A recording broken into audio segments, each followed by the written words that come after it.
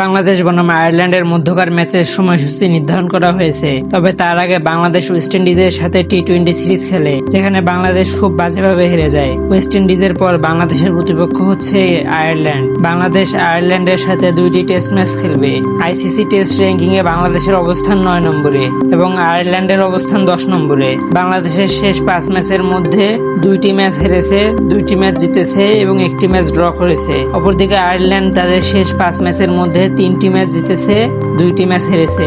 এবার দুই দলের মধ্যকার শেষ ম্যাচের রেজাল্ট দেখা যাক। শেষ ম্যাচে বাংলাদেশ জিতেছে এবং আয়ারল্যান্ড হেরেছে।